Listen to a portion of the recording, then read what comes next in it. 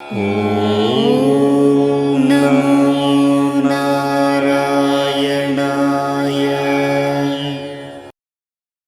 லட்சுமி கடாட்சம் நேயர்கள் அனைவருக்கும் வணக்கம். இந்த பதிவில் மீனாட்சி அம்மன் திருக்கல்யாணம் பற்றி பார்க்கலாம். சித்திரை திருவிழா என்பது மிக சிறப்பான ஒரு திருவிழா. மதுரையில் மீனாட்சி சுந்தரேஸ்வரர் திருவிழா மிக சிறப்பான ஒரு திருவிழா. 12 நாட்கள் நடைபெறக்கூடிய ஒரு உற்சவம். ஆண்டு முழுவதும் அங்கு உற்சவமாக இருந்தாலும் இந்த சித்திரை திருவிழா உற்சவம் என்பது மிக புகழ் வாய்ந்த ஒரு உற்சவம். ஏராளமான பக்தர்கள் கலந்து கொள்வார்கள். இந்த திருவிழாவில் மிக முக்கியமான உற்சவம் என்னென்னா மீனாட்சி திருக்கல்யாணம். அந்த உற்சவம் மிக உற்சவம். அதன் முதலில் பட்டாபிஷேகம் நடைபெறும். பட்டாபிஷேகம் முடிந்த பிறகு மீனாட்சி அம்மன் திக்விஜயம் செய்வார். மறுநாள் திருக்கல்யாணம் சிவபெருமானை பார்க்கிறார். இது நிறைய விஷயங்கள் திருவிளையாட புராணத்தில் இருக்குது, நிறைய சொல்லலாம். சிவபெருமான் பார்த்தவுடன் அதன் பிறகு மறுநாள் திருக்கல்யாண உற்சவம், மீனாட்சி சுந்தரேஸ்வரர் திருக்கல்யாண உற்சவம் நடைபெறுகிறது. 28ஆம் தேதி காலை 8:35க்கு மேல் 8:59 9 மணி உள்ளாக திருமணம் முடிந்துவிடும். மீனாட்சி அம்மன் திருக்கல்யாணம் சிறப்பான முறையில் நடைபெறும். ஏராளமான பக்தர்கள் கலந்து கொள்வார்கள்.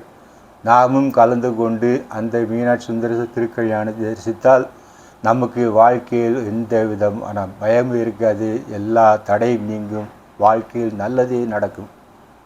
அந்த அளவுக்கு அந்த சுந்தரேஸ்வரர் திருக்கல்யாணம் கண்டு கழித்தால் நமக்கு அந்த அளவுக்கு ஒரு பலன்கள் கிடைக்கும். ஏராளமான பக்தர்கள் கலந்து கொள்வார்கள். அந்த திருக்கல்யாணம் நடைபெறுகிற நேரத்தில் ஏராளமான பெண்கள் தங்களுடைய தாலியை மாற்றிக்கொள்வார்கள். இந்த கல்யாணத்துக்கு என்னென்றால் ஒரு சின்ன கதை வேற சொல்லுவாங்க. அதாவது இந்த அழகர் கோயில் கள்ளழகர் வருவார், மீனாட்சி அம்மன் திருக்கல்யாணத்தை பார்க்க வராராம். இங்கே வரும்போது கல்யாணம் முடிஞ்சனால அவர் கோவிச்சுட்டு வைகை ஆற்றுக்கு போயிடுறாரு சொல்லுவாங்க. அது அப்படி கிடையாது. அந்த அழகர் புராணம் அந்த வரலாறு வேறு, இது வேறு.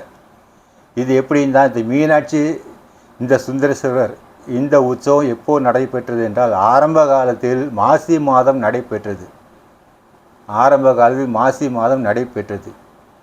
அந்த கள்ளழகர் அந்த உற்சவம் சித்திரை மாதத்தில் வரும். இது இந்த உற்சவத்தில் எல்லாம் திருவிளையாடல் புராணத்தில் சொன்னபடி மகாவிஷ்ணு அந்த புராணத்தில் வரார்.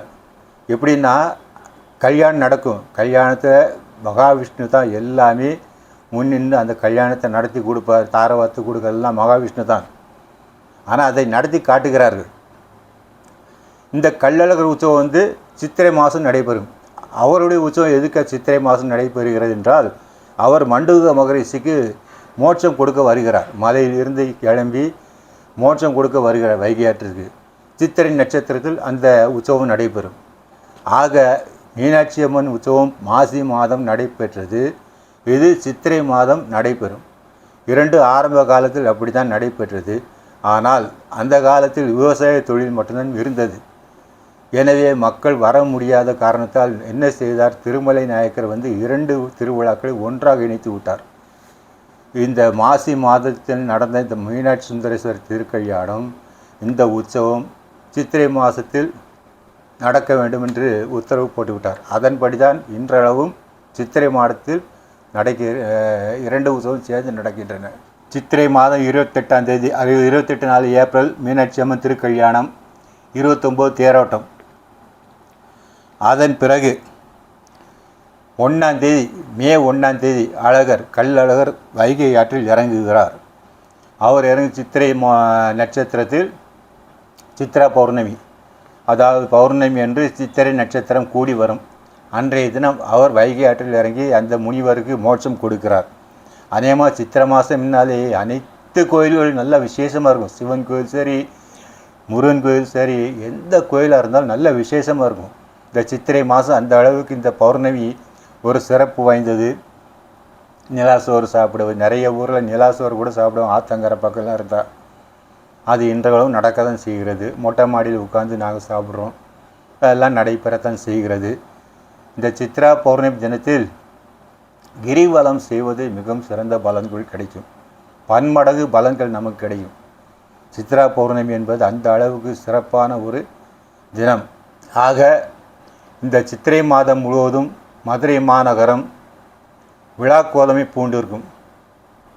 அனைவருக்கும் மீனாட்சி சுந்தரேஸ்வரர் அருள் கிடைக்க வேண்டும் என்று நான் பிரார்த்திக்கிறேன். மங்களானி பவந்து.